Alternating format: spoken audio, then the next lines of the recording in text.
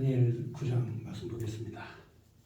오늘은 이제 다니엘이 기도하고 또 천사 가브리엘로부터 환상을 받는 그런 내용이 되겠습니다.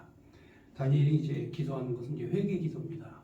민족과 나라가 어려운 일을 당하는 때에 그때 선지자가 하나님 앞에 회개하고 기도하는 거죠. 회개 기도는 이제 그건 의미가 있습니다. 예를 들어서 삭개오가 예수님을 만났을 때 그 받은 바의 은혜에 감사하고 감격해서 바로 회개를 하죠. 그러면서 오늘 내가 너와 함께 너희 집에 가겠다. 그 당시에 이제 세리는 그 착복하고 아주 나쁜 짓만 골라서 해서 자기 배만 살찌우는 그런 사람으로 이제 인정을 받았지만, 그래서 많은 범죄를 했죠. 많은 범죄를 했고 수많은 사람 가슴에 대못을 박는 나쁜 짓을 했지만, 이 삭개오가 하나님의 아들 예수를 알아보고 회개를 했죠. 그리고 그를 보기 위해서 뽕나무 위로 올라가서 예수님을 바라보는 순간 삭개오의 인생이 변하게 되죠. 그게 이제 회개의 역사입니다. 그래서 회개하면은 이제 인생이 달라지죠. 우리가 회개하면 삶이 달라집니다. 왜냐하면 전혀 지금까지 알지 못했던 거, 보지 못했던 거, 새로운 거를 보게 되는 거죠. 회개하기 전에는 이제 볼 수 없었던 것들을 회개한 후에는 볼 수가 있죠. 그러니까 이 회개라고 하는 게 굉장히 중요한 겁니다. 내 죄를 자복하고 회개할 때 하나님의 진리의 영이 임하고 그 영으로 말미암아 세상을 볼 때 다르게 보는. 다니엘도 역시 마찬가지로 민족이 왜 고난을 받는가, 우리 민족이 왜 이렇게 포로 생활을 해야 되는가, 하나님의 진노 아래 있는가, 이거에 대해서 다니엘이 철저히 회개를 했더니 민족의 장래를 하나님이 보여주셔요. 자기 민족의 미래를 하나님이 쫙 파노라마처럼 보여주시는 거죠. 그래서 오늘은 그 유다 자손들의 미래에 대해서 하나님께서 다니엘에게 알려주신 내용이고, 우리에게서는 이제 과거에 지나간 일이지만, 그러나 다니엘은 장차 다가올 일을 하나님이 알려주신 거죠. 그러니까 관점에 있어서 다니엘의 시점에서는 미래에 될 일이고, 그다음 우리의 관점에서 봤을 때는 지나간 일이죠. 근데 이게 너무나 똑같다는 거죠. 다니엘이 미래에 대해서 예언한 내용이 역사를 지나고 보니까 너무나 똑같이 분명하고 정확하게 이루어졌다. 이건 곧 무엇을 의미하느냐? 바로 하나님께서 역사를 주관하신다. 어제나 오늘이나 동일하신 하나님이 역사를 주관하신다. 그리고 오늘도 나도 마찬가지죠. 오늘 나도 하나님께서 나의 삶과 역사를 하나님이 주관하시는 거죠. 그렇게 믿으면 어디에 있어도 마음이 편해요. 어디에 있어도 속이 편합니다. 그러니까 하나님의 역사와 그 능력을 모르면 그 어느 곳에 있든지 무엇을 하든지 마음이 불안하지만, 하나님이 함께 하신다고 생각하면 다니엘처럼 포로로 잡혀가고 사자굴 속에 들어가고, 그리고 음모에 휘말려 가지고 죽을 뻔한 위기를 여러 차례 그 당해도 하나님께서 건지시고 보호해 주시는 그런 역사를 이제 체험하게 되는 거죠. 자, 그래서 오늘 이 다니엘의 기도 이 내용 한번 살펴보도록 하겠습니다. 자, 메대 족속 아하수르의 아들 다리오가 갈대아와 나라 왕으로 세움을 받던 첫 해. 여기 이제 뭐 아하수에로 같은 경우는 이름이 이제 성씨입니다. 성. 이들이 이제 그 퍼스트 네임, 미들 네임, 그다음에 라스트 네임 이렇게 있지 않습니까? 외국 사람들은. 그래서 여기 그 에스더의 신랑 아하수에를 얘기하는 게 아닙니다. 이때가 이제 이 연도로 여러분들이 잠깐 좀 설명을 해드려야 할 것 같습니다. 왜냐면은 이게 그 해석이 안 되면 좀 어려움이 좀 많아요. 그래서 전체적인 그 이스라엘 유대의 역사에 대해서, 자, 먼저 믿음의 조상 아브라함, 그다음에 예수님께서 이 땅에 오셔서 메시아로서 이 땅에 오실 때, 이때부터 이 AD, 이 예수님이 오시기 전에는 BC. 자, 이게 이제 그 분기점이 되는 거죠. Before Christ라고 예수님께서 예수님 오시기 전에, 또 After Dominius, 이거는 이제 AD라고 합니다. 그러니까 BC는 예수님 오시기 전에, 그다음에 AD는 예수님 오신 후에, 이렇게 아시겠죠? 그래서 지금 현재 역사의 연도의 그 핵심은 예수 그리스도입니다. 이게 뭘 의미하냐면 예를 들어서 뭐 세종 1년, 태종 1년, 뭐 예를 들어서 태조 1년 이거는 이제 왕호의 연호에 따라서 이제 우리가 그 날짜를 계산을 했거든요. 그러니까 지금 현재 예수님 이후에 2023년이다. 여러분 이게 그러니까 지금 전 세계의 연호는 누구 연호를 쓰고 있어요? 예수님의 연호를 쓰고 있습니다. 예수 그리스도의 연호를 전 세계의 역사의 연호를 쓰고 있다. 그러니까 예수님은 지금 현재 역사 가운데 주인공이 되신다. 이렇게 그렇게 아시면 돼요. 그래서 지금은 이제 예수님 이후에 2023년이다. 그럼 예수님 오시기 전에 어떤 일이 일어났느냐? 예수님 오시기 전에 정확하게 1000년 전에 여러분 잘 아는 다윗이 나라를 세웠죠. 이스라엘을 세웠습니다. 이스라엘을 처음 세운 왕은 이제 여러분이 알다시피 사울왕인데 사울왕은 베냐민 지파예요. 그래서 이제 이 예언에 따라서 유다 자손의 왕이 제대로 된 이스라엘을 세운 거죠.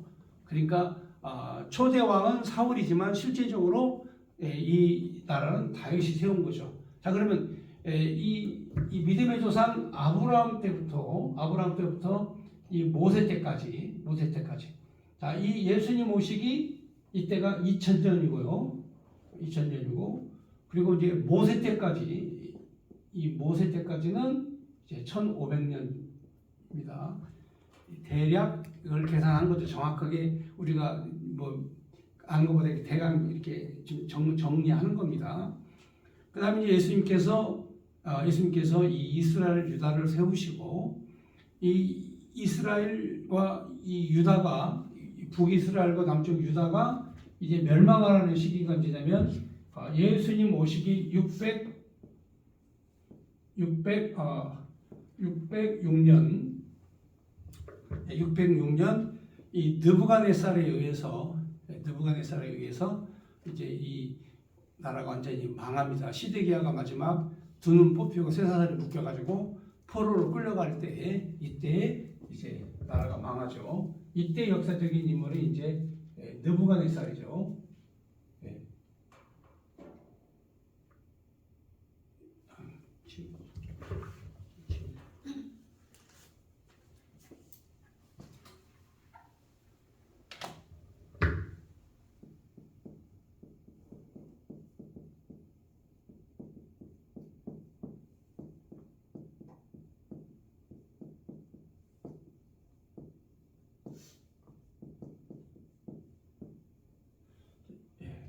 예수님 오시기 1000년 전에 다윗 왕이 나오고 자 이렇게 크게 역사를 이렇게 이제 정리를 좀 하셔야 됩니다. 그리고 이 느부갓네살 이때부터 바벨론 포로가 시작됩니다. 바벨론 포로가 시작됐는데 이 바벨론 포로의 기간이 몇 년이냐면 바벨론 포로의 기간이 70년 포로의 기간이다. 70년 포로의 기간이다. 그러니까 606년에 갔으니까 600년에서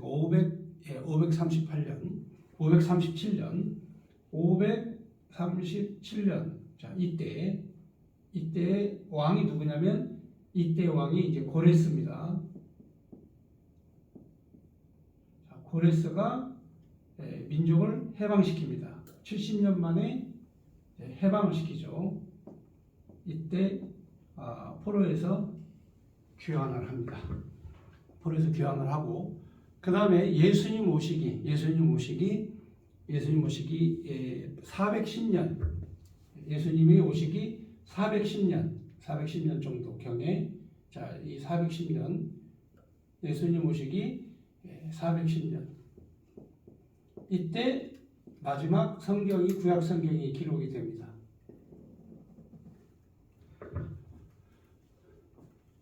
그러니까 이제 소선지서와 대선지서가 바로 언제부터 기록이 되냐면 소선지서와 대선지서가 언제부터 기록이 되냐면 이 바벨론 느부갓네살에 의해서 이 유다가 멸망되기 직전 100년 전에 약 500년경의 이사야 선지자,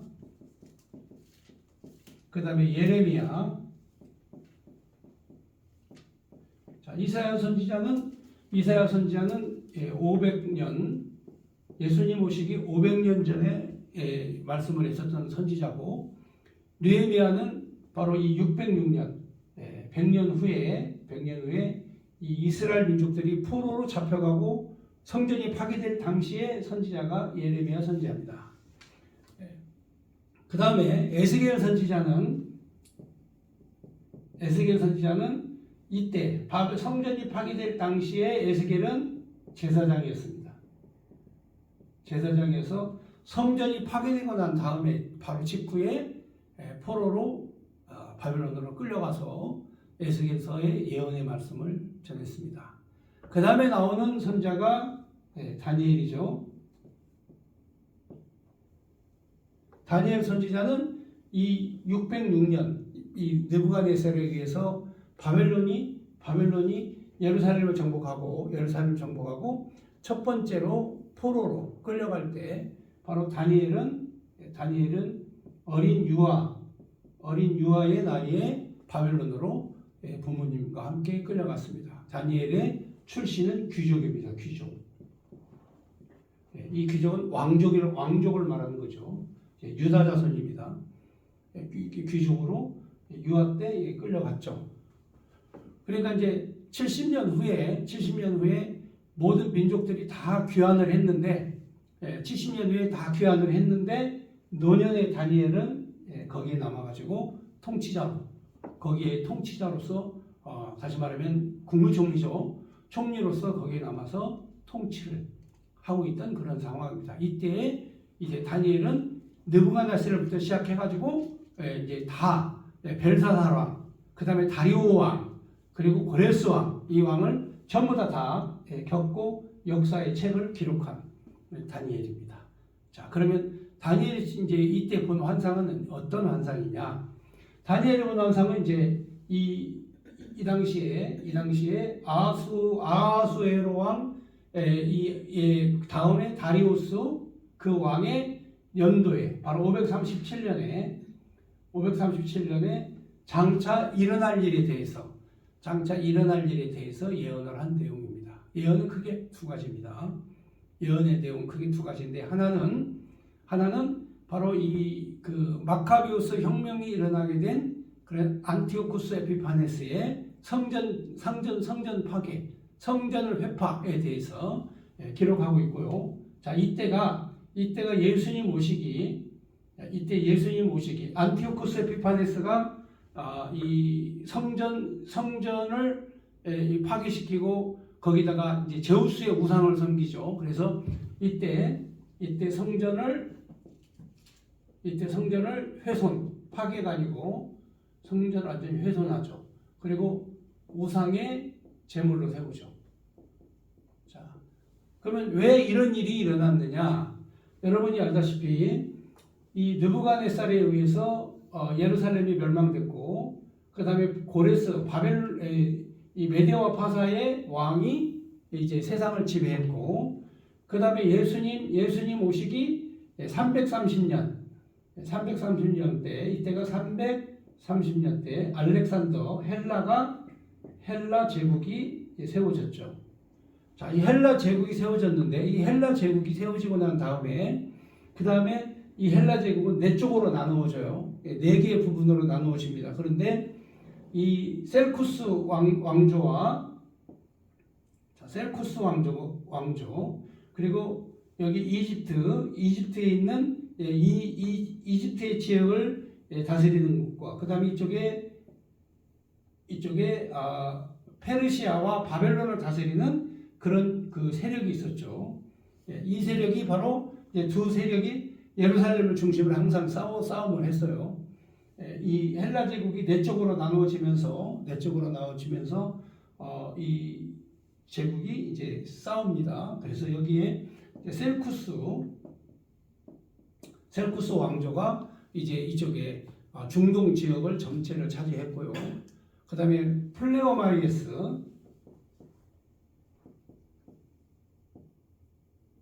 자, 플레오마이오스 왕국이 이제 그 다음에 이집트 왕국이 됐죠. 이 두 세력이 이제 충돌을 하면서 전쟁을 했던 지역이 바로 이 예루살렘 지역입니다. 그런데 결국에는 그 이 셀쿠스 왕조에서 안디오쿠스 에피파네스가 이제 예루살렘을 정복을 하고 여기에 예루살렘을 정복하고 이 제우스 헬라 제국의 최고의 신은 제우스죠. 그래서 성전 제사 드리는 곳을 파괴시키죠. 그래서 제우스 신상을 세우죠. 어디다 세우냐면 성전에다가. 그래서 세우고 난 다음에 유대인들을 학살하고 죽이고 그리고 더러운 우상의 제물을 성전에서 바치게 하고 이렇게 범죄 행위를 여기서 하게 하죠. 그러면서 정통 유대인들이 있죠. 정통 유대인들은 다 쫓아버리고 그리고 이 사독 가문의 계열의 제사장들을 다 쫓아내버리고 그리고 헬라에 익숙한 헬라와 협조하는 그런 이제 이 성전의 제사장을 세워가지고 이 종교를 완전히 훼손을 시켜버리죠. 이때 생긴 것이 바로 뭐냐면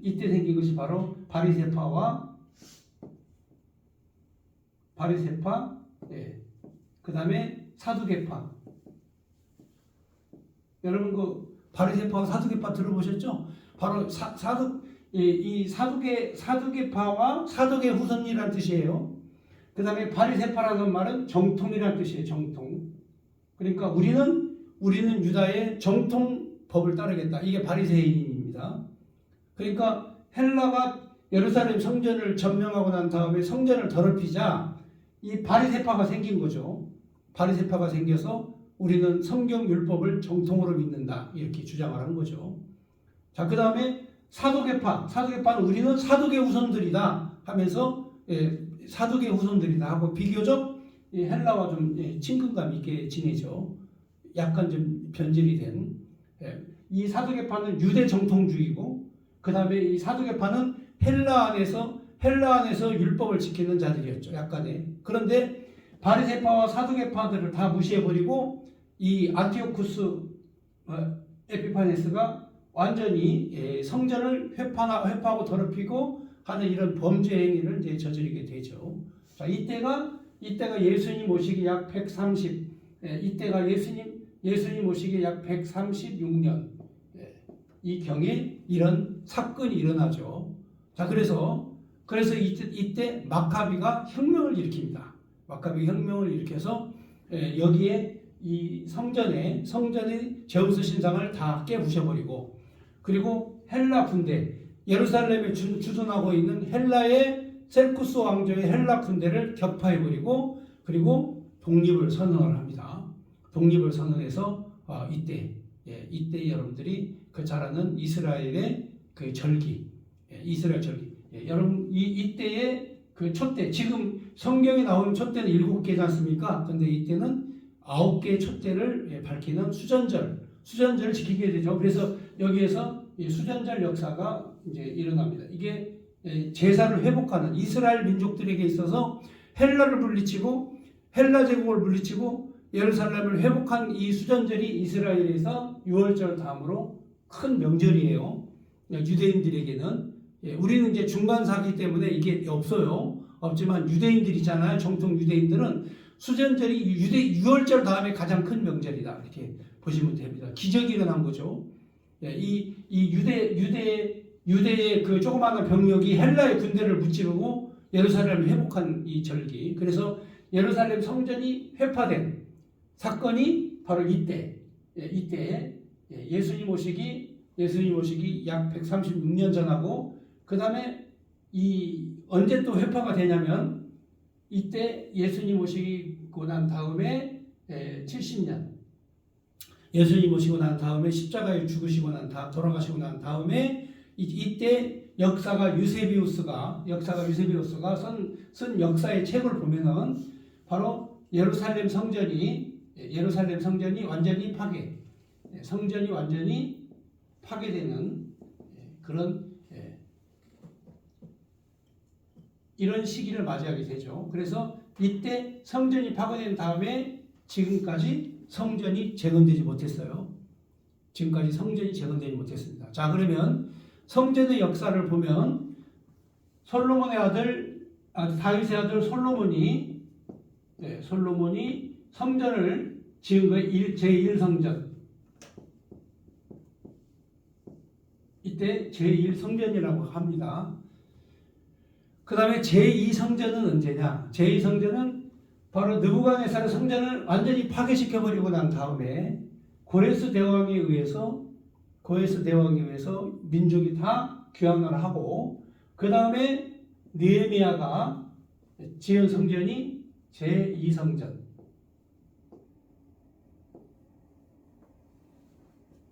제2성전입니다. 그러니까 성전이 완전히 파괴됐다가 다시 지은 게 느헤미야 성전 제2성전이에요. 그 다음에 이 성전이 수전절 절기 때 완전히 성전이 훼손이 됩니다. 그래서 우상의 제물을 드리고 성소를 더럽힌 사건이 벌어지죠. 그 다음에 바로 제2성전이 파괴되고 지금까지 성전이 지어지지 않았습니다. 그래서 유대민족들이 시온운동을 통해서 지금 현재 하고자 하는 게 뭐냐면 제3성전을 지으려고 하는 거죠. 제3성전을 지으려고 하는데, 바로 이 멸망에 가져간 것이 거룩한 곳에 섰다. 그 말은 바로 이 예루살렘 성전에 다 회파되고 그 자리에 이슬람 사원이 지금 서 있어요. 무슬림이 있죠. 무슬림. 이슬람 사원이 거기 지금 서 있습니다. 자, 그러니까 이게 이제 성전이 제3성전이 세워지질 않죠. 왜냐면은 무슬림들이 현재 다 차지하고 있기 때문에 제3성전을 세울 수가 없습니다. 그런데 제3성전은 역사적으로 세워지질 않습니다. 왜? 예수님이 역사의 주인이시기 때문에. 만약에 제3성전이 세워지면 무슨 일이 벌어지느냐? 다시 이스라엘 민족은 어디로 돌아가냐면 구약시대로 돌아가요. 구약으로 다시 돌아갑니다. 그래서 다시 제사장도 옷도 입고 양도 드리고 제사도 드리고 이런 짓을 하는데, 예수님이 십자가에서 다 모든 죄를, 우리의 모든 죄를 다 담당하시고 다 죽으셨기 때문에 더 이상 십자가에 드린 모든 제사가 완성된 완벽한 온전한 제사가 되기 때문에 더 이상 제3성전이 지어질 필요가 없어요. 그래서 이제는 예수님이 우리의 뭐가 되죠? 성전이시다. 예수님이 우리의 성전이시다. 그리고 성전이 우리 마음속에 우리에게 다 있다. 하나님의 거룩한 성전이. 이게 복음이에요. 이게 복음입니다. 그러니까 이것은 다 모형이고, 지금 이건 다 모형이에요. 이건 모형이고, 예수님이 오셔서 실체를 완성한, 역사의 실체를 완전히 완성한 시기다. 그러면 다니엘이 본 곳은 어디서 어디까지냐? 다니엘이 본 곳은 지금 현재 여기에서부터 70년 후에 나라가 회복되고, 그 다음에 하나님께서 새로운 성전을 짓게 하시고, 그리고 이 성전이 바로 이 안티오쿠스 에피파네스 2세에 의해서 회파되고, 더럽게 회파되고, 그 다음에 마지막 성전이 이 이방인들에 의해서 완전히 망하는 내용. 여기까지 다니엘이 본 환상의 내용이다. 이렇게 보시면 돼요. 자, 그리고 이 다니엘서에는 칠진법을 씁니다. 칠진법. 우리가 지금 사용하고 있는 이 계산법은 십진법이에요. 십진법. 1, 2, 3, 4, 5, 6, 7, 8, 9, 10. 이렇게. 그 다음에 11, 12, 십진법. 그 다음에 12진법이 있어요. 12진법. 이 12진법 지금도 남아 있습니다. 12진법. 얘는 아랍에서 쓰던 건데, 지금 시계 있죠, 시계. 시간 있잖아요. 시간은 12진법이에요. 12시 지나면 또 1시부터 다시 돌아오고. 아시겠죠? 그래서 다 진법이 있어요. 자, 10진법이 있고, 12진법이 있고. 그 다음에 이스라엘, 히브리인들은 7진법을 써요. 왜냐하면 천지창조가 7일이었잖아요. 7일. 7진법. 그래서 바로 유대인은 7진법을 씁니다. 예. 계산은 좀 합리적으로. 그래서 우리가 일주일을 7일로 계산하고 또 7일 지나면 다시 처음부터 다시 돌아가죠. 자, 이런 그 진법 계산이 있어요. 진법 계산이 있는데, 바로 이 7이라고 하는 거를 1일이라 이렇게 보는 거죠. 7일을 1일로 본다. 7자를 1로 본다 이거죠. 그래서 다니엘서에서는 이제 7진법으로 계산된 그 계산 숫자가 나와요. 자, 그러면은 여러분들이 이 정확한 연도와 숫자 계산은 신학자들마다 다 달라요. 또 주장하는 사람마다 다 달라. 그러나 큰 그림으로 봤을 때 바로 성전이 파괴되고 다시 재건되고, 그 다음에 재건되고 난 다음에 안티오코스 에피파네스에 의해서 성전이 훼손되고, 그 다음에 또다시 이 성전이 파괴되는 이런 내용까지 이 내용이다. 이거를 하나님께서 다니엘에게 보여주셨다. 이렇게 보시면 되겠어요. 자, 그러면 좀 시간이 좀 많이 흘렀기 때문에 바로 말씀을 보도록 하겠습니다. 그래서 자기 민족들이 왜 이렇게 고난을 당하는가에 대해서 다니엘은 거기에서 회개를 하는 그런 내용의 말씀 되겠습니다. 자, 7절 보겠습니다. 주여 공의는 주께로 돌아가고 수치는 우리 얼굴로 돌아오니 오늘과 같아서 유다 사람들과 예루살렘 거민들과 이스라엘 가까운 곳에 있는 자들이나 먼 곳에 있는 자들이 다 주께서 쫓아내신 각국의 수치를 당하였사오니 이는 그들이 주께 죄를 범하였음이니이다. 자, 이 아브라함의 자손들, 야곱의 12지파들이 나라를 이루고 잘 살다가 범죄하고 전 세계로 뿔뿔이 흩어져서 고난을 당하는 것은 그들이 주께 죄를 범하였음입니다. 주여 수치가 우리에게 돌아오고 우리의 왕들과 우리의 고관과 조상들에게 돌아왔던 것은 우리가 주께 범죄하였습니다마는 주 우리 하나님께서는 긍휼과 용서하심이 있사오니 이는 우리가 주께 패역하였음이오며 우리 하나님 여호와의 목소리를 듣지 아니하며 여호와께서 그 종 선지자들에게 부탁하여 우리 앞에 세우신 율법을 행하지 아니하였음이니이다. 그러니까 이제 다니엘이 우리 조상들이 지은 죄에 대해서 낱낱이 회개를 하죠. 온 이스라엘이 주의 율법을 범하고 치우쳐 가서 주의 목소리를 듣지 아니하였으므로 이 저주가 우리에게 내렸을 때 곧 하나님의 종 모세의 율법에 기록된 맹세대로 되었사오니 이는 우리가 주께 범죄하였음이니이다. 너희가 이제 율법을 지켜 준행하면 이 천대에 이르러 복을 받고 그리고 율법을 범하면 3대에 이르러서 저주를 받는다. 이 말씀이 있죠. 이 율법, 모세의 율법이 그대로 우리에게 임하였습니다. 이렇게 12절에 주께서 큰 재앙을 우리에게 내리다 우리와 및 우리를 재판하던 재판관을 저서하신 말씀을 이루셨사오니 온 천하에 예루살렘에서 일어난 일 같은 것이 없나이다. 모세율법에 기록된 대로 이 모든 재앙이 우리에게 내렸사오나 우리는 우리의 죄악을 떠나고 주의 진리를 깨달아 우리 하나님 여호와의 얼굴을 기쁘게 하지 아니하였나이다. 그러므로 여호와께서 이 재앙을 간직하여 두셨다가 우리에게 내리게 하셨사오니 우리 하나님 여호와께서 행하시는 모든 일이 공의로우사 우리가 그 목소리를 듣지 아니하였음이니이다. 그러니까 모세의 율법이 공수표로 날린 거 아니라 이거죠. 너희가 범죄하면 3, 4대에 이르러서 너희가 죄값을 치른다. 하나님은 범죄에 대해서 반드시 죄를 정죄하신다 이거죠. 그래서 율법에서 정죄하신 내용을 지금 우리가 당하고 있다. 15절 강한 손으로 주의 백성을 애굽 땅에서 인도하여 내시고 오늘과 같이 명설을 얻으신 우리 하나님 우리 주 하나님이여 우리는 범죄하였고 악을 행하였나이다.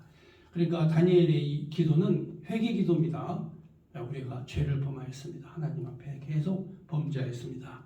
그러면서 16절 주여 구하옵나니 주는 주의 공의를 따라 주의 분노를 주의 성 예루살렘 주의 거룩한 산에서 떠나게 하옵소서.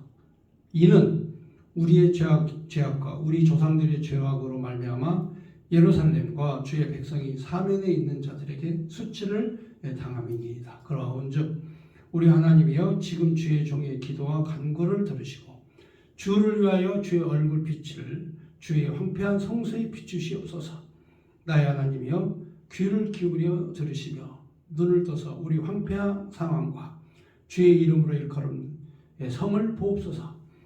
우리가 주 앞에 간구하는 것은 우리의 공의를 의지하는 것이 아니요 주의 큰 공의를 의지하여 함이니이다. 그러니까 우리는 공의가 없고 오직 주님의 공의를 우리는 의지합니다. 주여 들으시옵소서. 주여 용서하옵소서. 주여 귀를 기울이시고 행하소서. 지체하지 마옵소서. 나의 하나님이여 주 자신을 위하여 하시옵소서. 이는 주의 성과 주의 백성이 주의 이름으로 일컬은 바 되민이이다. 자, 그러니까 주님을 위해서 하시라 이거죠. 주님께서 바로 믿음의 조상 아브라함에게 이제 생육하고 너희 자손들이 번성할 것이다. 그리고 너희 자손들이 땅을 정복하고 그리고 통치하고 다스려 왕국을 만들어 갈 것이라는 예언을 하죠. 왕국 예언. 왕국을 예언하고. 그리고 이제 이 모세 시대 때 하나님께서 바로 이 생육번성하고 땅을 정복하게 하시죠. 모세로 하여금 생육번성하고 땅을 정복하게 하시고, 그리고 이제 그렇죠. 사사 시대를 통해서 여호수아와 사사를 통해서 바로 이 땅을 정복하게 하시고, 그 다음에 율법의 말씀을 주시고 생육하고 번성하게 하시죠. 자, 그렇게 해서 결국은 이제 이 사사기가 지난 다음에 다윗으로 하여금 여기에서 왕국을 세우시고, 자, 이 왕국이 영원히 가도록 하나님이 영원토록 지켜주신다는 약속대로 영원히 하나님께서 지켜주신다. 그러므로 하나님 자신을 위해서 일을 하시옵소서. 하나님을 위해서 일을 하시옵소서. 이렇게 다윗이 이 받은 언약대로, 그리고 이스라엘 유다 자손들이 받은 언약대로 이 다니엘이 기도를 드리는 겁니다. 자, 이제 이렇게 기도를 드리니까 응답이 왔어요. 기도를 드리니까 하나님께서 응답이 왔습니다. 하나님 속히 회개하오니 이 민족을 이 죄악 가운데, 참담한 죄악 가운데 우리를 구원해 주옵소서. 이렇게 기도를 하니까 20절에 응답이 옵니다. 내가 이같이 말하여 기도하며 내 죄와 내 백성 이스라엘 죄를 자복하고 내 하나님의 거룩한 산을 시온산 예루살렘이죠. 위하여 내 하나님 여호와 앞에 간구하네. 곧 내가 기도할 때 이전에 환상 중에 본 그 사람 가브리엘이 빨리 날아서 저녁 제사를 드릴 때쯤에 되기로 이르더니, 그렇죠. 자, 가브리엘 천사가 장차 되어질 세계의 역사에 대해서 설명을 해줬죠. 뭐 사나운 짐승도 나오고, 이제 그 표범도 나오고, 곰도 나오고, 이제 그 다음에 사자도 나오고, 이렇게 해서 이 환상을 보여준 가브리엘이 또 나왔어요. 다시 내게 나왔어요. 그리고 22절에 내게 가르치며 말하여 이르되 다니엘아, 내가 이제 내게 지혜와 총명을 주러 왔노라. 그러니까 이 성경을 해석하면 이제 지혜와 총명이 얻어지는 거예요. 우리가 이 성경을 해석하면 총명과 지혜가 얻어집니다. 그러니까 예전에 살던 삶과는 전혀 다른 생활을 하게 되는 거죠. 총명과 지혜롭게 사는 거죠. 자, 그리고 곧 내가 기도를 시작할 쯤에 명령이 내렸으므로 이제 내게 알리러 왔느니라. 그러니까 다니엘이 기도 시작할 때 하나님은 이미 명령을 내리신 거죠. 다니엘이 무슨 기도할 것인가 다 알잖아, 하나님께서. 그러니까 여러분들도 무슨 기도할 것인가 하나님 다 알아요. 기도를 시작할 쯤에 하나님 명령 내리신 거라니까. 다니엘이 기도하고 끝나고 명령 내린 게 아니에요. 기도 시작할 때 하나님 명령 내리신 거야. 미리. 그러니까 우리가 기도해야만 응답받고 그게 아니고, 우리가 기도 시작하기 전에 하나님은 다 미리 응답하신다니까요. 우리가 뭘 해야 될 것인가, 어떻게 해야 될 건가. 그래서 너는 크게 은총을 입은 자라. 그런즉 너는 이 일을 생각하고 그 환상을 깨달을지니라. 다니엘은 지혜와 총명도 받았지만 지혜와 총명을 받은 사람은 하나님의 은혜를 입은 자죠. 은총을 입은 자다 이거죠.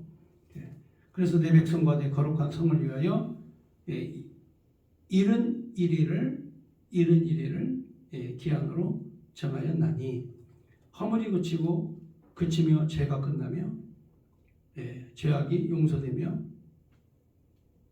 그리고 영원한 의가 드러나며 환상과 예언이 응하며 또 지극히 거룩한 이가 기름 부음을 받으리라. 여기 기름을 받았다 그 말은 이제 왕이 세워지는 거, 통치자가 세워진다는 뜻입니다. 통치자가 세워진다. 자, 그러므로 너는 깨달아 할지니 여기에 이른 일에 대한 비밀에 대해서 너는 알아라.